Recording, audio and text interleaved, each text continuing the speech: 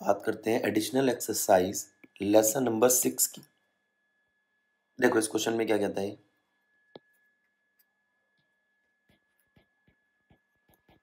a bullet of mass 0.012 kg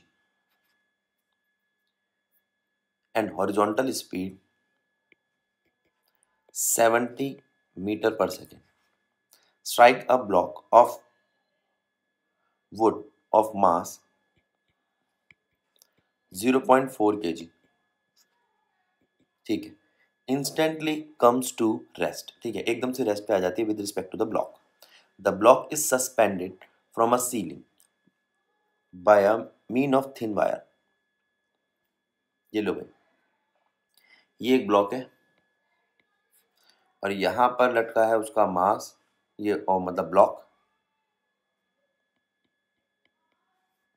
ये ceiling है, ये स्ट्रिंग है, ये ब्लॉक है और ये है आपकी बुलेट। बुलेट आई और आते यहाँ पर उसकी वेलोसिटी 0 हो गई। अब वो इस ब्लॉक को लेकर ऊपर जाएगी, कहाँ तक ऊपर जाएगी, किस हाइट तक ऊपर जाएगी, ये निकालना है। ठीक है, ये हाइट निकालनी है आपको। तो सबसे पहले तो आप ये केस लो कि यहाँ पर कंजर्वेशन ऑफ लीनियर मोमेंटम लगेगा according to conservation of linear momentum. तो कंजर्वेशन ऑफ लीनियर मोमेंटम के हिसाब से जो मोमेंटम है बिफोर कोलिजन वो इक्वल होगा मोमेंटम आफ्टर कोलिजन के। अब बिफोर कोलिजन मोमेंटम कितना है, mu प्लस ब्लॉक का मास और ब्लॉक की वेलोसिटी इज इक्वल्स टू, फिर बाद में दोनों का मास जुड़ गया, वेलोसिटी एक हो गई। पहले ब्लॉक मूव नहीं कर रहा था, सिर्फ बुलेट मूव कर रही थी और बुलेट की वेलोसिटी थी। बुलेट मूव कर रही थी जिसका मास था 0.012 और वेलोसिटी थी 70। ठीक है, ये है मास बुलेट का और मास ब्लॉक का आएगा आपका 0.4। तो यहाँ से जो फाइनल वेलोसिटी है, अब आगे ध्यान देते हैं, तो यहाँ से जो आपकी फाइनल वेलोसिटी आती है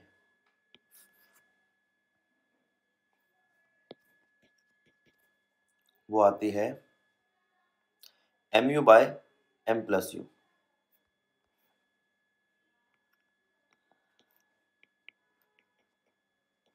m प्लस m, ठीक है, ये आ गई आपकी फाइनल वेलोसिटी।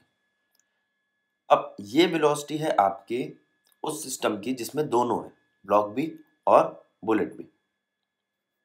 अब काइनेटिक एनर्जी क्या है, kinetic energy of block plus bullet वो है half m v square. v हमारे पास है, m प्लस m हमारे पास है, सारी चीजें। अब पोटेंशियल एनर्जी क्या होगी at maximum height, maximum height पे काइनेटिक एनर्जी कन्वर्ट हो जाएगी पोटेंशियल एनर्जी में, और वो पोटेंशियल एनर्जी कितनी होगी आपकी mgh। m वही लेंगे हम total, m plus m g और h। हाइट निकालनी थी हमें। अब जो आपकी काइनेटिक एनर्जी थी वही कन्वर्ट हुई है पोटेंशियल एनर्जी में।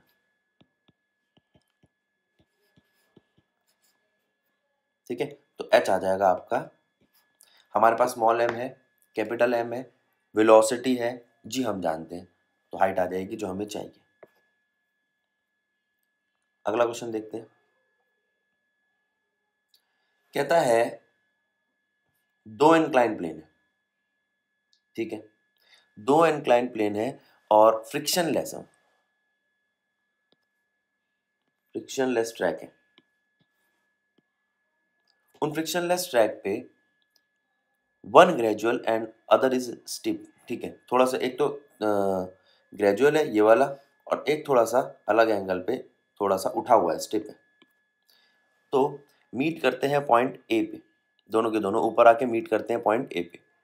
एक स्टोन है जिसको अलाउ किया गया है रेस्ट से, ध्यान दो, स्टोन को रेस्ट से छोड़ा है, वन ऑन ईच ट्रैक, ठीक है। Will the stone reach the bottom at the same time? अब देखते हैं क्या क्या करना है। सबसे पहले हाइट सेम है दोनों की। दूसरा नंबर, अगर मैं इसको देखूं तो इसका mg लग रहा है नीचे। अब यहां पे क्या आएगा और यहां पे क्या आएगा? यहां आएगा आपका θ1, तो यहां बनेगा mg का cos θ1 और यहां बनेगा mg का sin θ1। इसी तरीके से अगर हम इधर देखें, ठीक है, तो फिर mg इधर लगेगा, यहां लगेगा इसका mg sin θ1, तो जिसकी वजह से नीचे जा रहा है sin θ2, वो साइन कंपोनेंट है cos में, ठीक है। अब देखते हैं, अब हम A to B और A to C की बात करेंगे, ठीक है। अब देखो, कोई और चीज दी है, कोई और गिवन है ऊपर, थीटा दे रखा है और हाइट दे रखी है, ठीक है। आगे चलते हैं।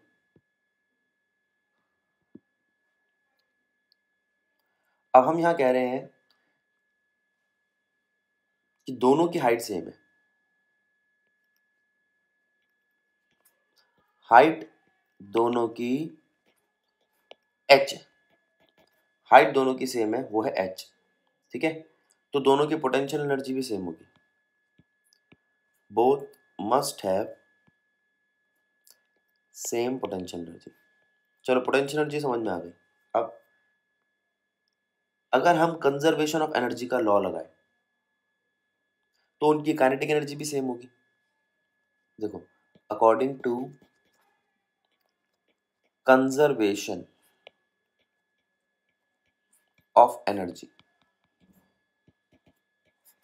Kinetic energy plus potential energy जो पहले थी, जो एक की है ए टू बी की, वो इक्वल है kinetic energy plus potential energy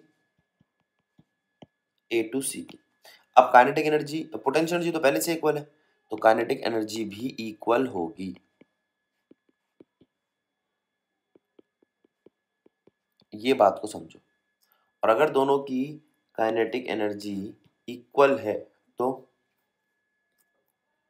आप ये कह सकते हो half m v A to B का square is equals to half m v A to C का स्क्वायर, क्योंकि दोनों जो स्टोन है उनका मास सेम है, या यूं कह लो कि सेम ही स्टोन है, एक बार इधर फेंका गया एक उधर फेंका गया।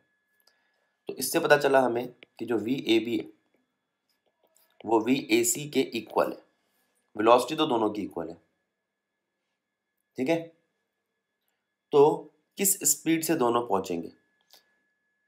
Both stone will reach the bottom with same speed। खत्म कहानी। अब अगर हम फोर्स की बात करें तो फॉर स्टोन वन, यहां पे आपके पास फोर्स आती है मास इंटू एक्सेलरेशन वन। क्या एक्सेलरेशन इक्वल नहीं है? वो थीटा पे डिपेंड करता है, एम जी साइन थीटा पे, तो इक्वल नहीं है। एक में आ रहा है जी साइन थीटा वन, इसको F1 नाम दे देते हैं। इसी तरीके से दूसरे में क्या आएगा?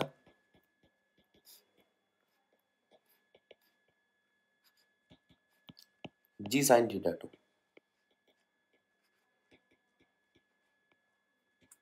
हम जानते हैं जो थीटा वन है, क्वेश्चन पे देखो, थीटा वन बड़ा छोटा है थीटा टू से, इसका मतलब साइन थीटा वन छोटा होगा साइन थीटा टू से। इसका मतलब जो एक्सेलरेशन है वन वो छोटा होगा एक्सेलरेशन टू से। ठीक है, ए टू बड़ा है। अब बात को समझो आप, अगर मैं आपसे पूछूं टाइम की, किसको ज़्यादा टाइम लगा, तो जहां पर एक्सेलरेशन बड़ा है ना वहां टाइम कम लगा है। देखो, अब बात किस चीज़ की आएगी कि ए टू बड़ा है ए वन से, तो टी टू छोटा होगा टी वन से। क्यों, ये बात कहाँ से है? सॉरी, हम कह सकते हैं acceleration v by t, v तो कांस्टेंट है, अभी थोड़ी देर पहले बताया, for v constant a is inversely proportional to t, जिसकी वजह से आया। ठीक है, अच्छा वी हमेशा कांस्टेंट नहीं होता, हमारे इस क्वेश्चन के लिए कांस्टेंट है। आगे चलते हैं,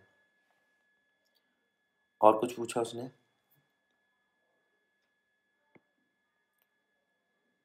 टाइम कितना लगेगा उसमें, दोनों एक साथ पहुंचे, टाइम कितना लगेगा। अच्छा, what are the speed and the time. अब ये एक चीज और पूछ रहा है कि यहाँ पर स्पीड कितनी होगी। एक बात समझो, अभी हमने बताया पोटेंशियल एनर्जी बराबर है काइनेटिक एनर्जी के, यानी कि एम जी एच बराबर है हाफ एम वी स्क्वायर के। तो क्या यहाँ से वेलोसिटी निकल जाएगी two g h, under root two g h से, तो वेलोसिटी तो आ गई। ठीक है, अब टाइम कितना लगेगा, आओ टाइम देखते हैं।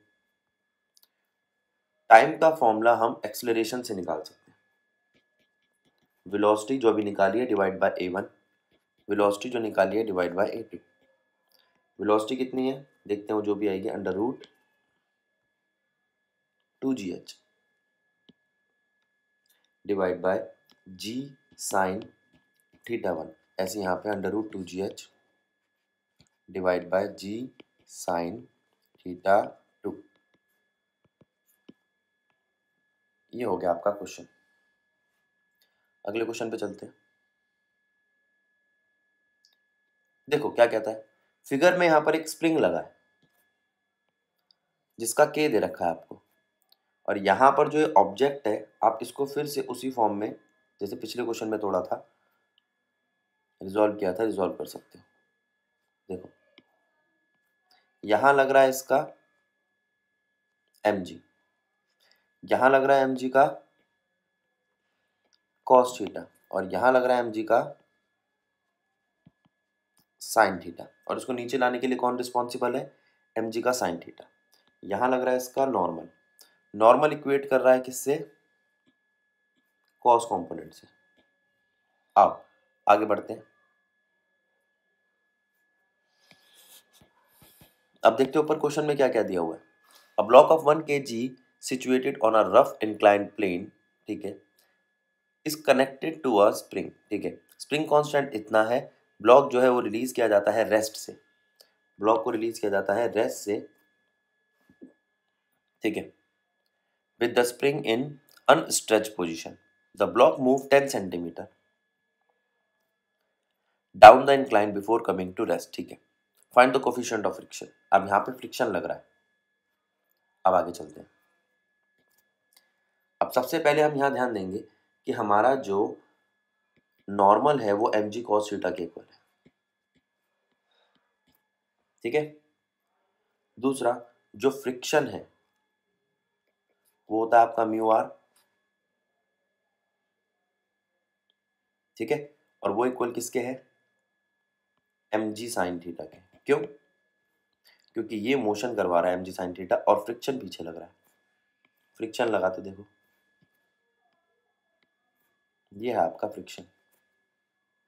अब f equals to mu r equals to m g sine theta, एक बात तो समझ में आ गई। अब यहां पर हमारे पास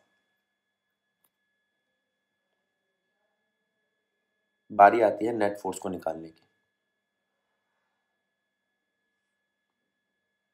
एक इक्वेशन तो बना ली, mu r equals to m g sine theta, दूसरी इक्वेशन बना रहे हैं हम किसके लिए, नेट फोर्स के लिए, और नेट फोर्स कितना है mg साइन थीटा जब ये मूव करने लग गया माइनस एफ। ठीक है, अब mg साइन थीटा तो पता है हमें, ये यहाँ पर f कितना है, f है आपका म्यू आर।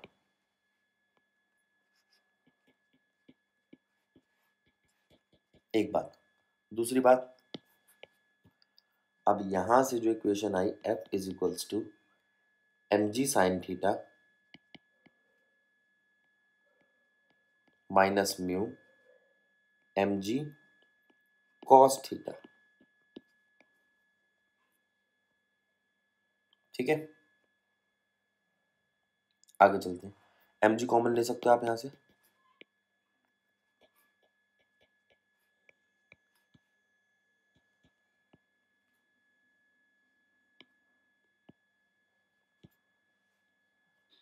थर्टी सेवन, और वैल्यू आती है आपके पास ये है नेट फोर्स। ठीक है, अगर हम कोई कंडीशन ले जिसपे स्प्रिंग से लगी हुई फोर्स या स्प्रिंग से लगी हुई एनर्जी और इससे लगी हुई एनर्जी इक्वल है, तो हम कह सकते हैं कि वर्क एनर्जी थ्योरम लग जाएगी यहाँ पे, यानी कि वर्क डन इक्वल आएगा यहाँ पोटेंशियल एनर्जी के। पोटेंशियल एनर्जी होती है हाफ के एक्स स्क्वायर, और हमारे पास के है इस क्वेश्चन में गिवन में, और वर्क डन क्या होगा फोर्स इनटू डिस्प्लेसमेंट। फोर्स क्या है हमारा m g sine 37 minus mu cos 37 x.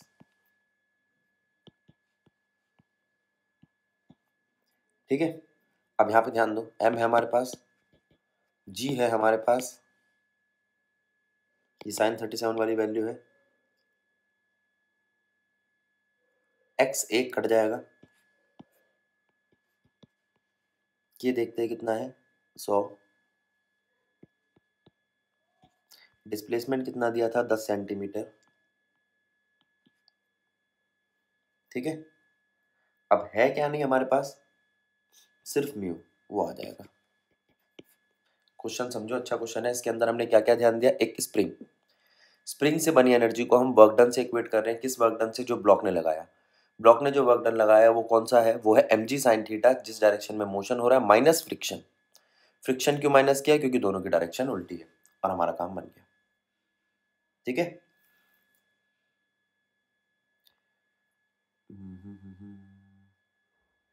इसको रहने दो बेटा, इसको सिर्फ इतना ही लिख लो, आगे चलो। अगला क्वेश्चन देखते हैं क्या कहता है।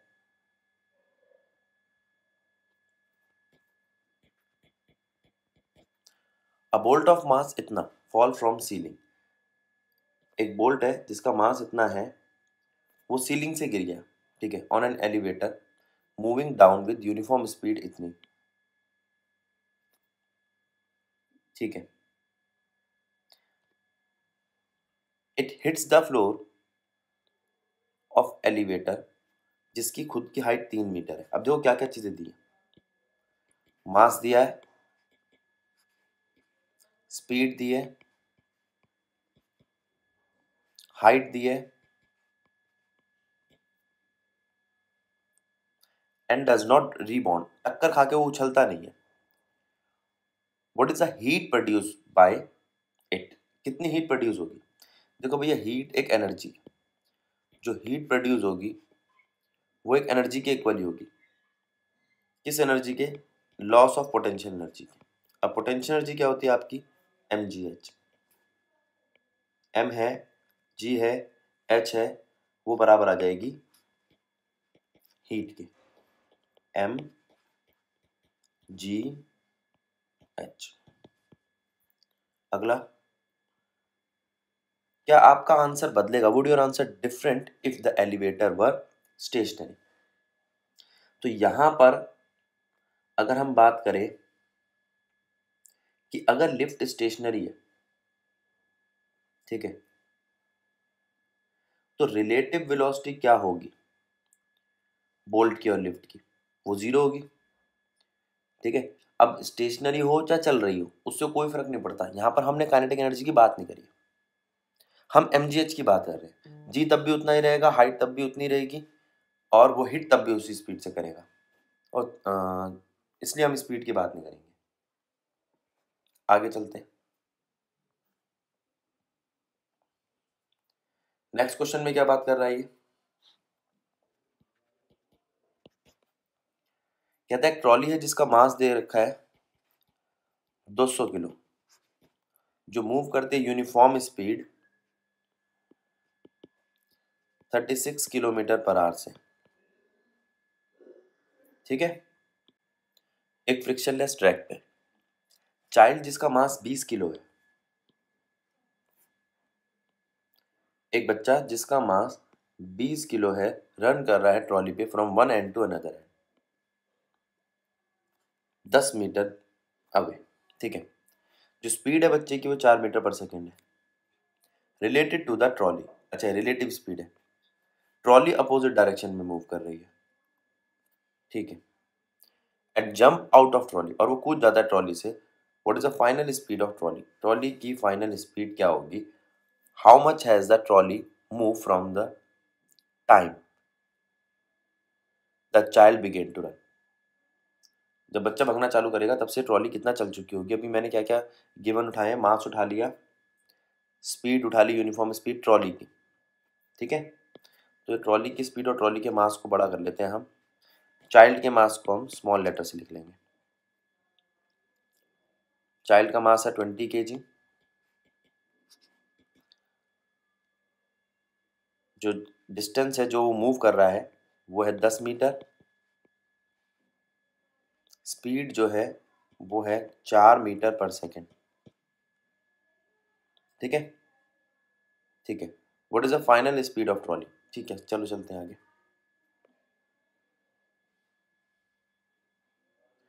अब वो कहता है यहाँ पर मास दे रखा है, वेलोसिटी दे रखी है आपको, इनिशियल मोमेंटम जो है सिस्टम का वो क्या है। इनिशियली जो आपका मोमेंटम बनता है वो बनता है capital M plus small m into में v, यानी कि 200 प्लस 20 इंटू में 10, ठीक है। अब वो कहता है ये तब की बात है जब बच्चा उसी के ऊपर था और साथ साथ दौड़ रहा था, तो दोनों का मास कनेक्टेड था, वेलोसिटी एक थी, ठीक है। अब वो कहता है जब वो कूद गया बच्चा, फाइनली जब वो ग्राउंड पे कूद गया, ठीक है, तो वेलोसिटी फाइनल क्या हुई, फाइनल वेलोसिटी ऑफ चाइल्ड, बच्चे की फाइनल वेलोसिटी क्या है, तो वो हो गई आपकी ट्रॉली की वेलोसिटी में से माइनस कर दो। अब वेलोसिटी फाइनल वेलोसिटी ट्रॉली की भी लेनी पड़ेगी, लेट करनी पड़ेगी, वही हमारे पास नहीं है।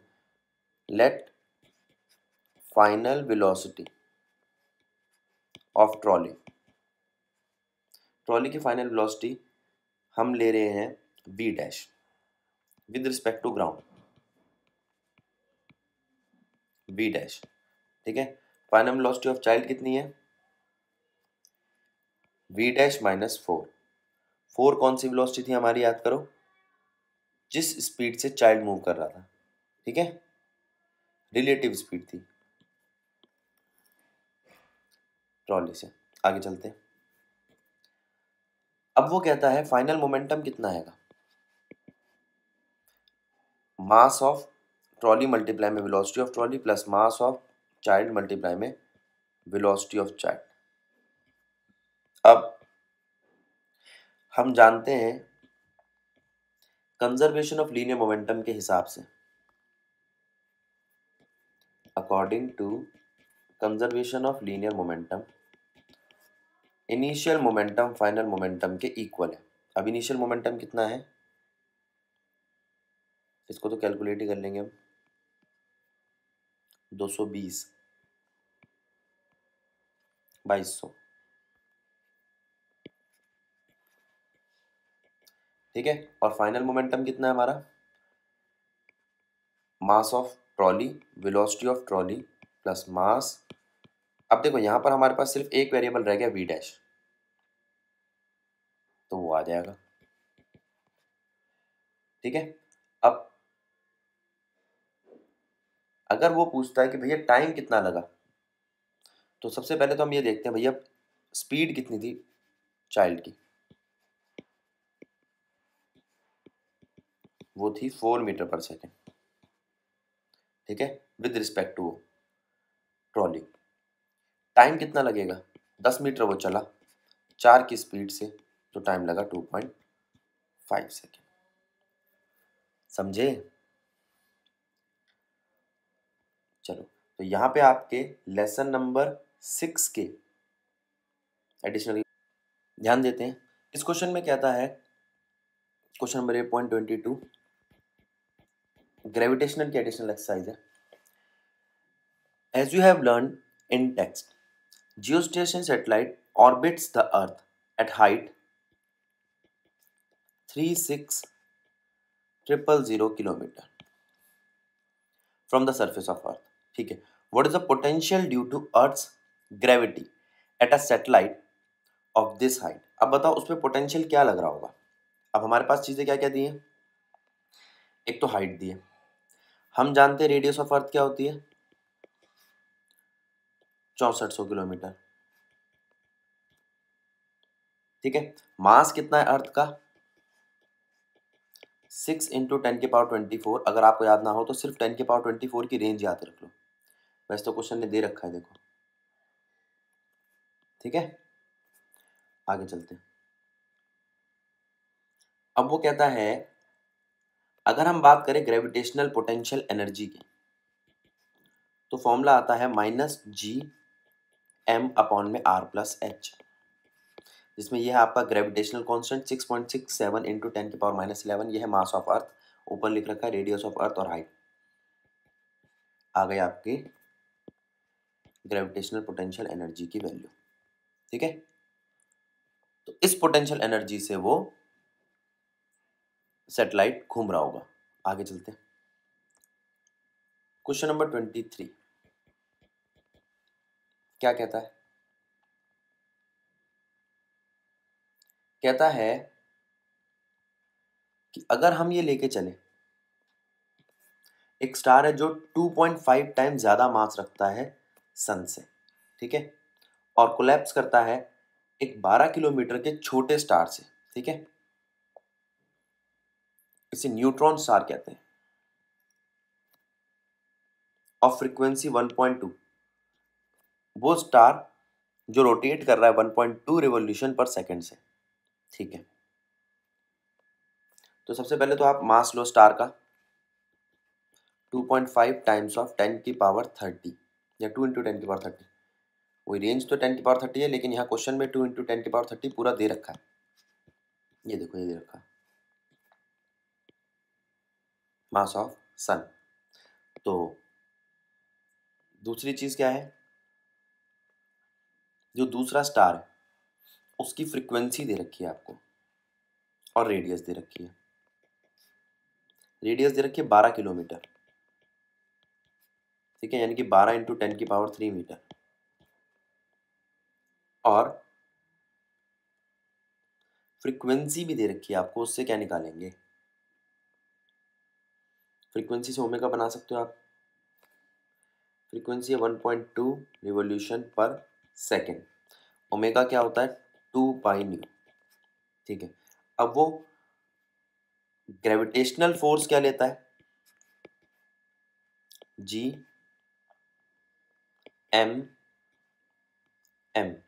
दूसरे वाले का मास दिया है,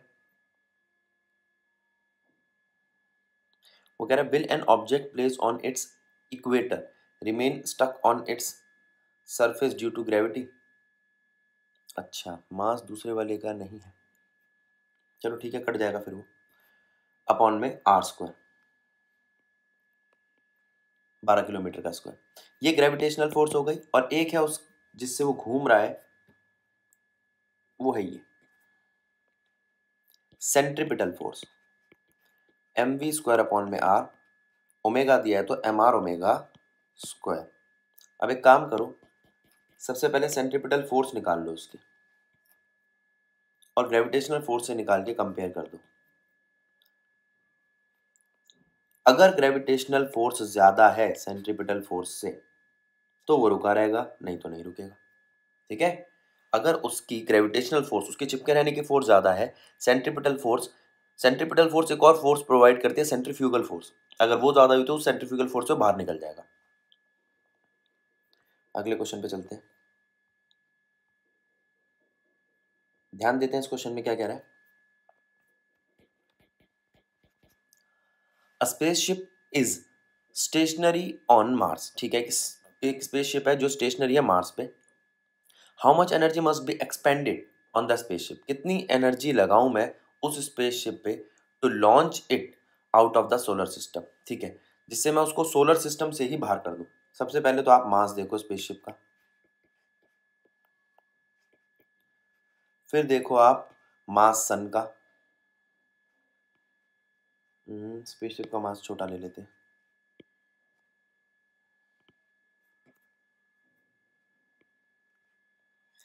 फिर देखो मास सन का और मार्स का, मतलब सबका। अब मास सन का ले,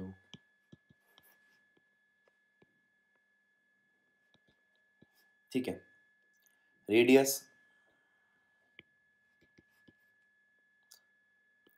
मार्स का,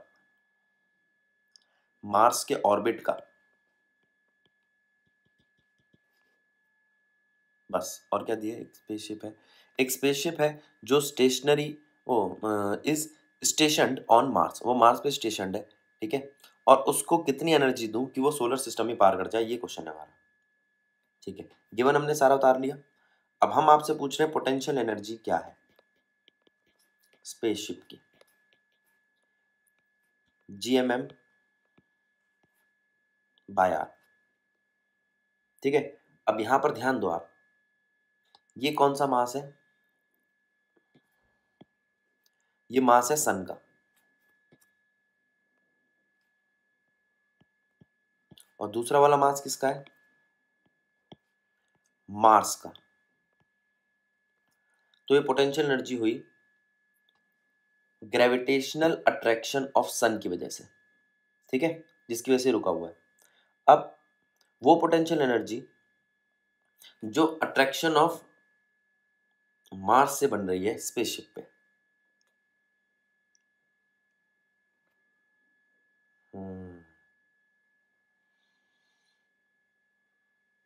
तो यहां पे हमें छोटा एम ले लेते हैं।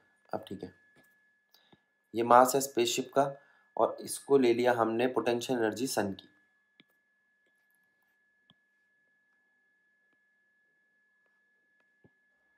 पोटेंशियल एनर्जी सन की सैटेलाइट पे। अब पोटेंशियल एनर्जी मार्स की सैटेलाइट पे, तो वो कितनी बनेगी, इसको U1 बोल दिया, इसको U2 बोल रहा हूं, -G mass of Mars satellite. अब इस डिस्टेंस को कितना ले, ऑर्बिटल रेडियस। ठीक है, ऑर्बिटल रेडियस जो हमें दिया है,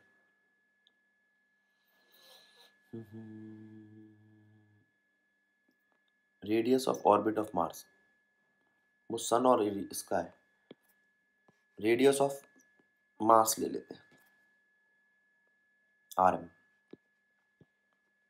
ठीक है, अब दो एनर्जियां हमारे पास, दोनों सैटेलाइट पे लग रही है और दोनों सैटेलाइट को ट्रैक कर रही है, एक सन और एक कर रहा है मार्स। दोनों से उठाकर बाहर ले जाना है मुझे, दोनों से। तो सबसे पहले तो टोटल एनर्जी निकाल लो, टोटल अट्रैक्टिव एनर्जी,